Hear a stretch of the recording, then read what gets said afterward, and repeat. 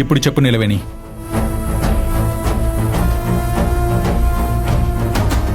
చెప్పు నీలవేణి. ఏం చెప్పాలి తారక్ సార్? రంజిత్కి తెలియకుండా రంజిత్ ల్యాప్టాప్ నువ్వెందుకు తీసావు? ఆ ల్యాప్టాప్లో నువ్వు ఏం చూడాలనుకున్నావు?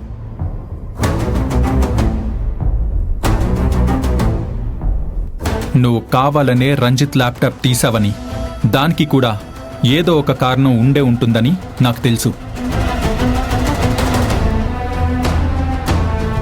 నీలవేణి, నేను నిన్ను కాపాడుకోవడం కోసమే వాళ్ళందరి ముందు అబద్ధం చెప్పాను.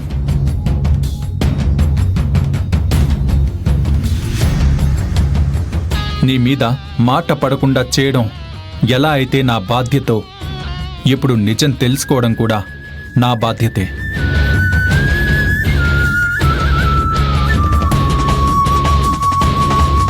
ఇప్పటికైనా నిజం చెప్పు నీలవేణి.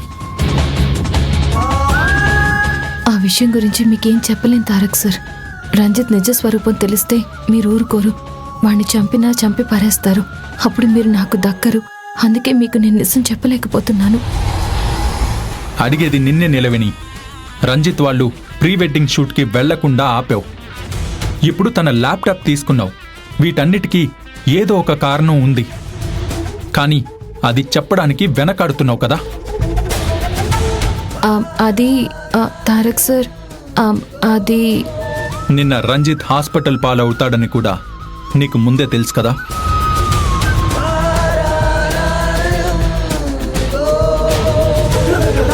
నాకు తెలిసి నీలవేణి, నువ్వు అప్పటి వరకు చాలా కంగారుగా ఉన్నదానివి. రంజిత్ హాస్పిటల్ పాలయ్యేసరికి చాలా టెన్షన్ ఫ్రీ అయిపోయావు.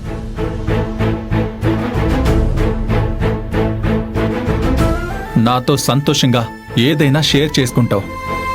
ఇవన్నీ చూస్తుంటే నాకు తెలియకుండా నువ్వు ఒక్కదానివే ఏదో బరువును మోస్తున్నావు.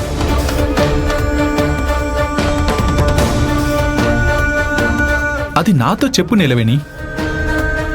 నీ బరువు తగ్గుతుంది, నువ్వు ఫ్రీ అవుతావు.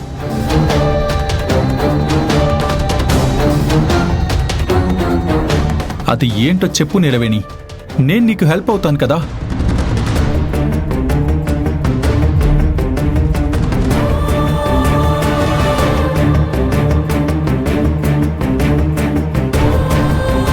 నీలవేణి, నేను అడిగేదానికి సమాధానం చెప్పవేంటి? నేను అడిగే ప్రశ్నకి నీ దగ్గర సమాధానం లేదా? లేకపోతే ఉన్నా చెప్పాలని అనుకోవడం లేదా? అలాంటిదేమీ లేదు తారక్ సార్.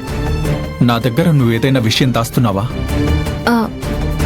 నేను మీ దగ్గర ఏది దాచాలనుకోవడం లేదు. దాచినా అది అతి త్వరలోనే బయటపడుతుంది. వదిలేయండి సార్. వదిలేసే విషయం కాదు కదా నీలవేణి. క్లీన్గా నువ్వు ఒక్కదానివే రంజిత్ విషయంలో ఏదో ప్రాబ్లంని ఫేస్ చేస్తున్నావు. లేదంటే తన ల్యాప్టాప్తో నీకేం పని? తారక్ సార్, నేను మీలాగా సిటీలో పుట్టి పెరిగిన మనిషిని కాదు. ప్రతి విషయం గురించి మీ అంత గొప్పగా నేను ఆలోచించలేను. నేను పుట్టి పెరిగిందంతా ఒక మామూలు గ్రామం, ఒక మామూలు కుటుంబంలో. అందుకే నాకుండే భయాలు నాకుంటాయి. భయాలా? ఎలాంటి భయాలు? నా ఆడపడుచుకి పెళ్ళవుతుంది. తనని పెళ్లి చేసుకోబోయేవాడు తనని ఎలా చూసుకుంటాడో తెలీదు. నా ఆడపడుచు జీవితం మునుముందు ఎలా ఉంటుందో తెలీదు. తన జీవితం ఖచ్చితంగా తన మెళ్ళో 3 ముళ్ళు వేసేవాడి మీదే ఆధారపడి ఉంటుంది. అందుకే అతను ఎలాంటివాడో తెలుసుకోవాలనుకున్నాను.